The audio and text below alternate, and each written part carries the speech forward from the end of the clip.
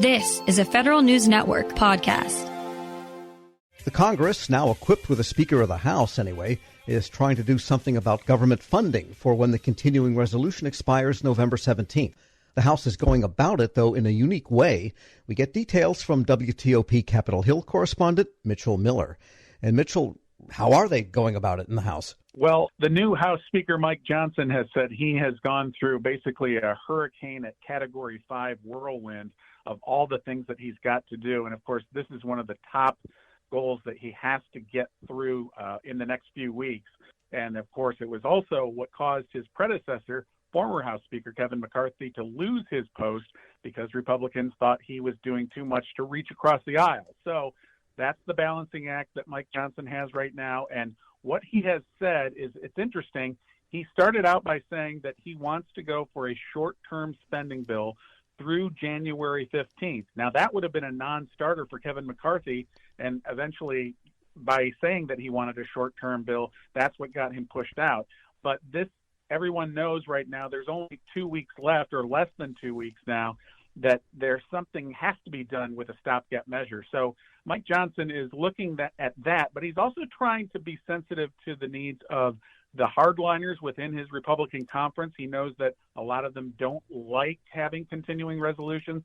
And what's interesting is he floated this idea last week of a so-called laddered approach to a continuing resolution. And everybody said, well, what is that?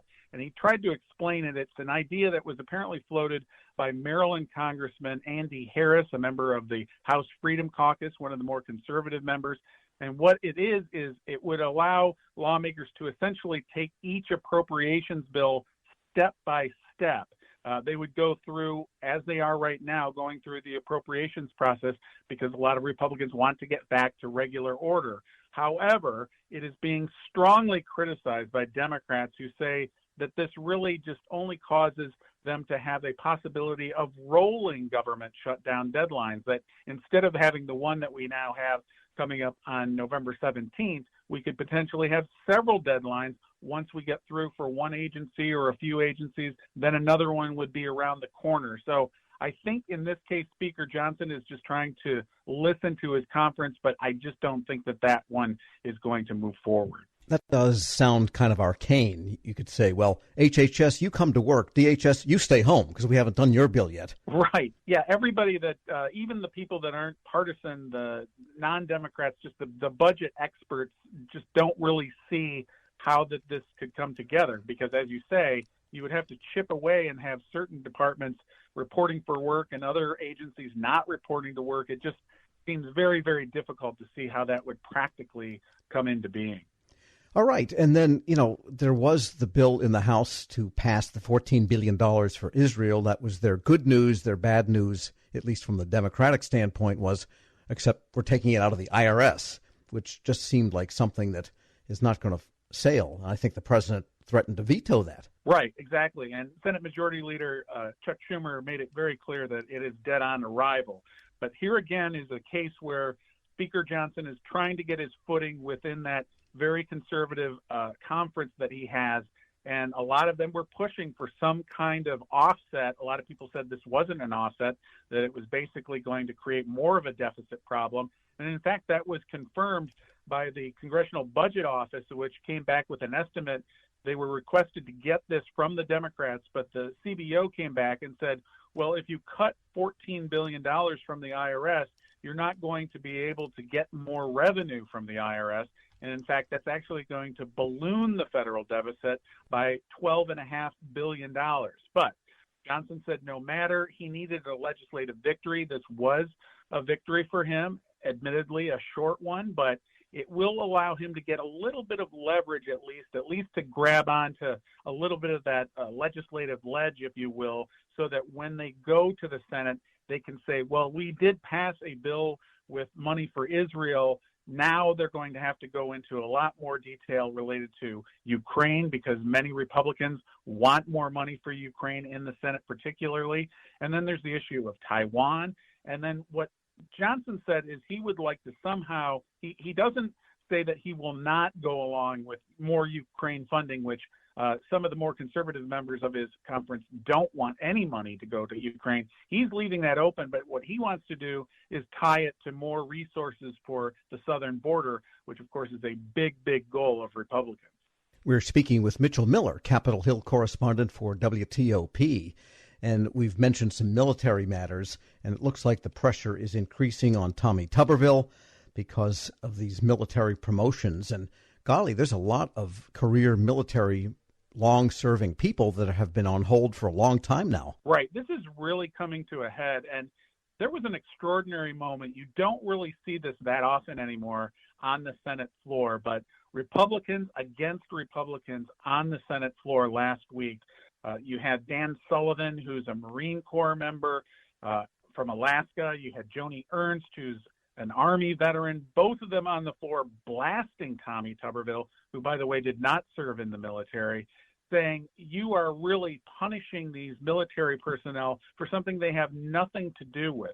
And right now we're close to 370 military promotions that have been held up. And what Joni Ernst was really upset about is that Tuberville had earlier indicated that if they brought these up individually, that they would actually get a vote. So they tried to bring them up by unanimous consent. They brought more than 60 people up, and they read their bios and talked about all the years of service they had. And each time, Tommy Tuberville stood up and said he objected so that they couldn't get them through.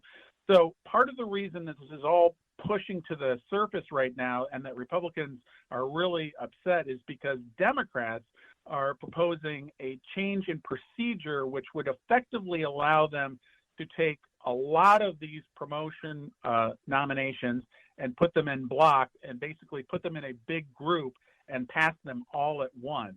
And Tuberville has just dug in and said he won't move on this, but a lot of other Republicans know that their patience is running out, and Democrats, if they can only get 9 Republicans to join them, they could overcome the filibuster, and that potentially could happen. A lot of Republican institutionalists don't like that idea of making a change in procedure, but this is really, really coming to a head now. Interesting. Well, maybe we'll see something break in the next couple of weeks or even this coming week. And also related to the military, the NDAA, they're still not reconciled on that particular one.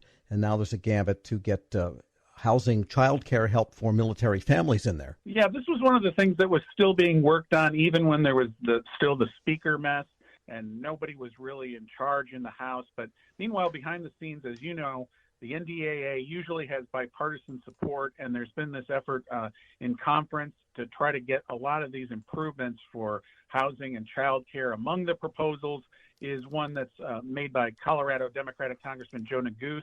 He's got a bill that would require the Defense Department to provide temporary housing to military families who've been on an on-base housing wait list for more than 10 days after arriving at a new base. This is a real problem. A lot of military personnel know about this. They're assigned to a new station, and then they get there, and there's nowhere to actually stay. So there's also an effort in the House to do more with affordable housing, be more responsive to complaints about housing facilities. That's been a big problem. I've talked to Senator Tim Kaine about that with military facilities in Virginia. And there's legislation in the House that seeks to get a better grip on what kind of child care programs there are for various military personnel. The House version of the NDAA includes increased funding for military child care and tries to make it more affordable. So a lot of these things are still going on behind the scenes amidst all the sometimes chaotic headlines that we hear about coming out of Congress right now. Mitchell Miller is Capitol Hill correspondent for WTOP. Thanks so much. You bet. And we'll post this interview at federalnewsnetwork.com/Federal Drive. Hear the Federal Drive on your schedule. Subscribe wherever you get your podcasts.